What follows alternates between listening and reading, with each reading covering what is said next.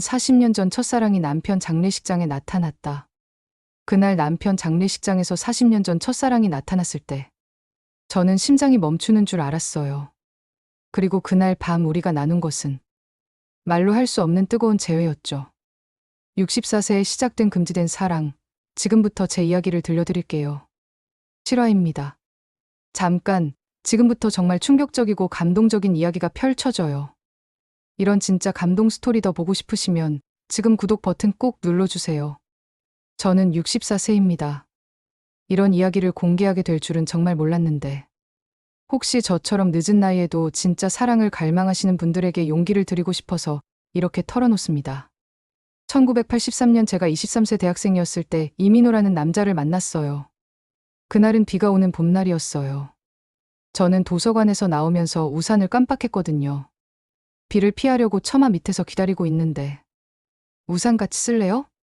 뒤돌아보니 키 큰 남학생이 서 있었어요. 이민호였죠. 민호는 정말 달랐어요. 우산을 씌워주면서 제 어깨가 젖지 않게 자기 쪽으로 기울이더라고요. 자기는 어깨가 흠뻑 젖었는데도 괜찮아요? 많이 젖으셨는데. 제가 걱정하자 민호가 환하게 웃으며 말했어요. 괜찮아요. 여자분이 젖으면 안 되죠. 그 순간 제 가슴이 이상하게 뛰었어요. 이런 남자는 처음이었거든요. 그날부터 민호는 매일 제가 공부하는 도서관에 나타났어요. 저도 모르게 민호를 기다리게 됐고요. 혹시 오늘도 올까? 하면서 도서관 입구를 계속 쳐다봤어요. 그러다 민호가 나타나면 심장이 쿵쾅거렸죠. 첫 데이트는 한강공원이었어요. 벚꽃이 막 피기 시작하던 4월의 어느 토요일이었죠. 수진아, 손 좀 잡아도 될까? 민호가 조심스럽게 물었을 때 저는 부끄러워서 고개만 끄덕였어요. 민호가 제 손을 잡았을 때 온몸에 전기가 흐르는 것 같았어요. 수진아, 손이 이렇게 작고 부드러울 줄 몰랐어. 민호가 제 손을 들여다보면서 하는 말에 얼굴이 더 빨개졌어요. 우리는 한강 둔치를 따라 천천히 걸었어요. 봄바람이 살랑살랑 불고 벚꽃잎이 하늘거리는 그 순간이 정말 꿈만 같았어요. 우리의 첫 키스는 한강에서 석양을 보던 5월 어느 날이었어요. 민호가 갑자기 제 얼굴을 돌려서 바라보더니 아무 말 없이 입술을 맞췄어요. 그 순간 정말 세상이 멈춘 것 같았어요. 심장이 터질 것처럼 뛰고 다리에 힘이 빠지고 수진아, 사랑해. 민호가 제 귀에 속삭이는 목소리에 저는 완전히 녹아버렸어요. 2년 동안 우리는 정말 뜨겁게 사랑했어요. 대학 캠퍼스 곳곳이 우리의 추억이 됐어요. 도서관 뒤편 벤치에서 손잡고 앉아 있던 시간들. 학교 뒤편 작은 카페에서 마주 앉아 눈만 바라보던 시간들. 손만 잡아도 가슴이 뛰고 키스할 때마다 온 세상이 사라지는 것 같았고 어느 여름 저녁에는 민호가 자기 하숙집 옥상으로 저를 데려갔어요. 별 보러 가자. 하지만 별보다는 서로만 바라봤죠. 그날 밤 옥상에서 민호가 제 어깨에 입을 맞췄을 때 저는 온몸이 화끈거렸어요. 수진아, 예쁘다. 민호의 거친 숨소리가 제 목덜미에 닿을 때마다 모든 이성을 잃을 것 같았어요. 졸업을 앞둔 1983년 겨울, 민호가 프로포즈했어요. 눈이 내리는 캠퍼스에서 민호가 무릎을 꿇고 반지를 내밀었을 때 수진아, 나와 결혼해줄래? 평생 행복하게 해줄게. 저는 눈물을 흘리며 고개를 끄덕였어요. 정말 행복했어요. 이 사람과 평생 함께할 수 있다는 생각에. 하지만 그 행복이 오래가지 못했어요. 1983년 가을, 민호 어머니가 저를 찾아왔어요. 학교 앞 찻집에서 만났는데 그분의 첫 마디가 충격적이었어요. 수진 씨 집안이 어떤지 다 알고 있어요. 그분은 냉정했어요. 저희 집 재정 상황부터 아버지 직업까지 모든 걸 조사해 놓으셨더라고요. 아버지가 공장에서 일하시고 어머니는 남의 집 청소 일을 하신다죠? 그리고 현재 병원비 때문에 빚이 있다고 들었는데 제가 아무 말도 못하고 있자 그분이 계속 말씀하셨어요. 우리 민호가 의사가 될 텐데 집안이 걸림돌이 되면 안 되죠. 의사 집안에는 그에 맞는 며느리가 있어야 해요. 그러면서 테이블 위에 두터운 봉투를 놓으셨어요. 100만 원 들어있어요. 당시엔 정말 큰 돈이었어요. 저희 집 월세 10개월치였거든요. 이 돈 받고 우리 아들 포기하세요. 진짜 사랑한다면 아들 앞길 막지 마세요. 그 순간 제 자존심이 산산조각 났어요. 마치 거래용품처럼 취급받는 기분이었거든요. 하지만 거절할 수 없었어요. 그때 아버지가 갑자기 쓰러져서 수술비가 절실했거든요. 어머니는 매일 울고 계셨고 병원비 때문에 집까지 팔아야 할 상황이었어요. 손이 떨렸지만 저는 그 봉투를 받았어요. 그리고 민호에게 거짓말을 했죠. 다른 사람을 좋아하게 됐다고. 그날 민호를 만난 장소는 우리가 처음 키스했던 한강공원이었어요. 벚꽃이 다 떨어진 차가운 가을날이었죠. 수진아, 무슨 소리야? 우리 결혼하기로 했잖아. 민호가 절규했어요. 제 양어깨를 잡고 흔들면서. 다른 남자가 누구야? 내가 뭘 잘못했어? 민호의 눈에서 눈물이 흘렀어요. 저도 울고 싶었지만 참아야 했어요. 미안해. 정말 미안해. 마음이 변했어. 거짓말이야. 어제까지만 해도 사랑한다고 했잖아. 미안해. 이제 그만 만나자. 그게 마지막이었어요. 민호는 그 후로 저를 찾지 않았어요. 2년 후 저는 지금의 돌아가신 남편과 맞선을 보고 결혼했어요. 남편은 좋은 사람이었어요. 성실하고 책임감도 있고. 하지만 민호와는 달랐어요. 신혼 첫날 밤. 남편이 제게 다가왔을 때도 가슴이 뛰지 않았어요. 민호와 키스할 때 느꼈던 그런 전율은 없었어요. 의무감으로 받아들였죠. 결혼이란 원래 그런 거라고 생각했어요. 40년간. 저는 평범한 아내로 살았어요. 아들 둘, 딸 하나를 낳아 키우면서. 하지만 가슴 한구석에는 항상 민호가 있었어요. 밤에 혼자 있을 때면 가끔 민호와의 추억을 떠올렸어요. 그때의 떨림, 그때의 설렘. 남편과 잠자리를 가져도 마음속으로는 민호를 그리워했어요. 그런 제가 죄스럽기도 했지만 어쩔 수 없었어요.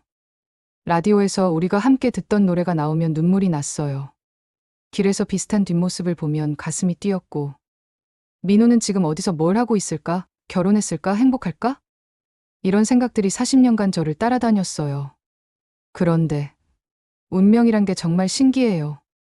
3월 15일 제 인생이 완전히 바뀔 그날이 왔어요. 평소와 다름없는 저녁이었어요. 이상하게도 그날은 유독 민호 생각이 많이 났어요.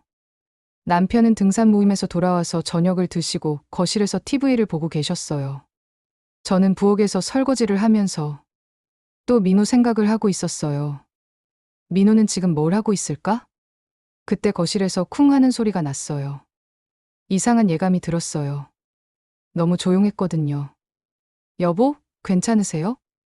대답이 없어서 거실로 나가보니 남편이 소파에서 바닥으로 쓰러져 있었어요. 얼굴이 새파랗게 질린 채로.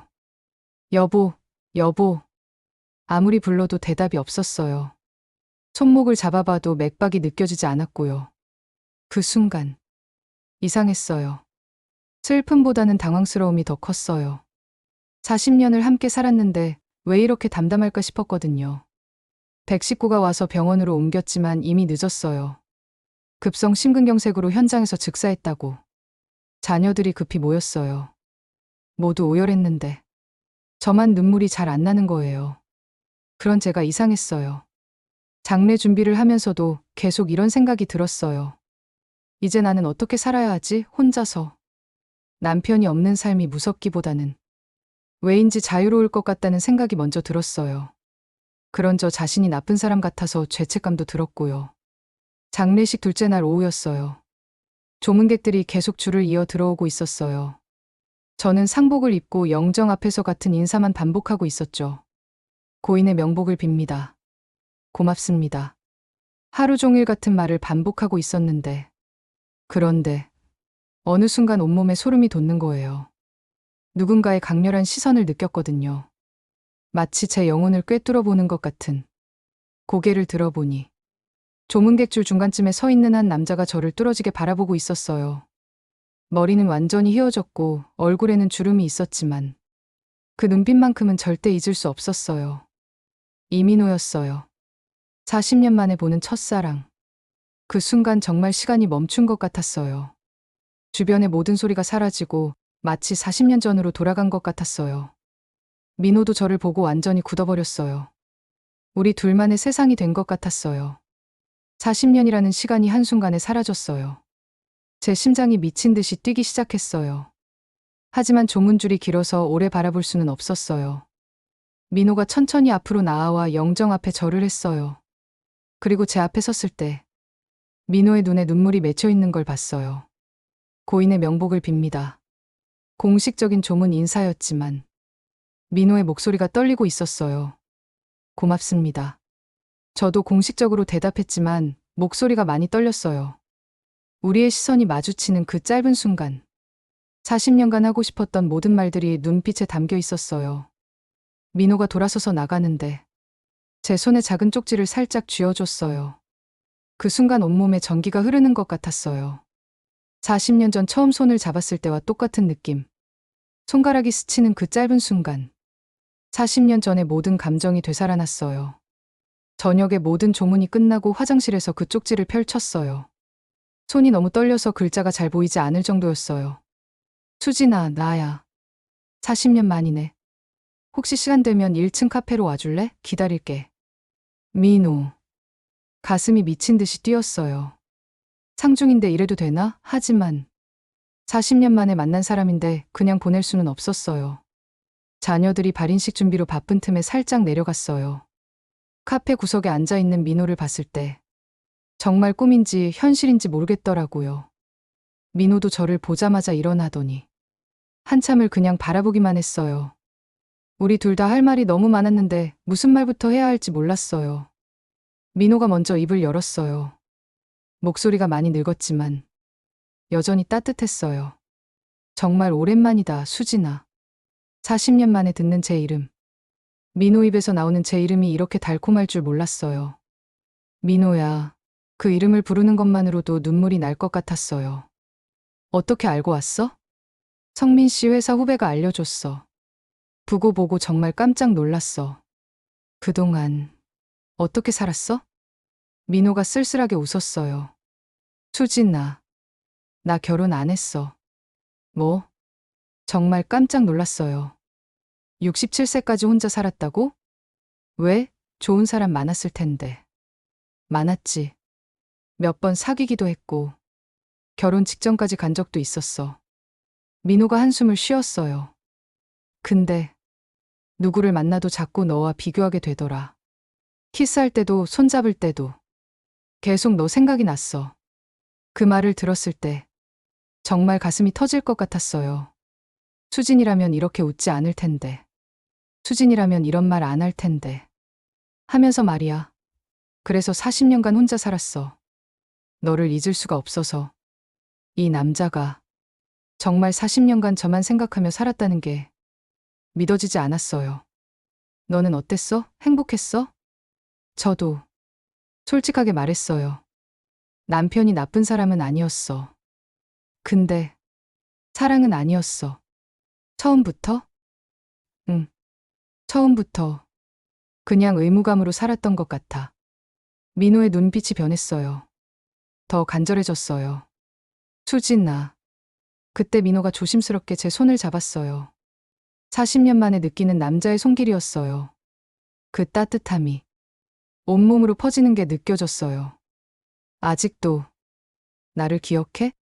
어떻게 잊어? 하루도 잊은 적 없어. 카페가 거의 비어 있었어요. 저녁 늦은 시간이라 아무도 없었거든요. 민호가 갑자기 일어나서 제 옆에 앉았어요. 너무 가까워진 거리에 심장이 뛰었어요. 수진아. 40년 만이야. 민호가 제 어깨에 손을 올렸어요. 그 순간 온몸이 떨렸어요. 민호야. 우리 다시 시작하자. 민호가 조심스럽게 저를 안았어요. 40년 만에 느끼는 남자의 체온.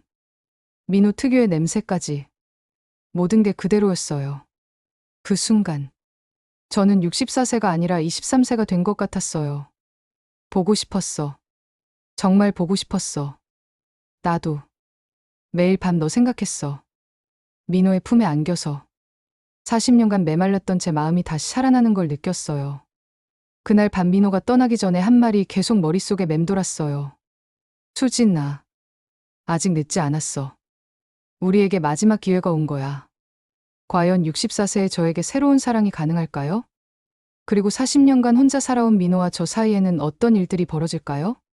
다음 편에서는 더욱 충격적이고 뜨거운 이야기가 기다리고 있습니다.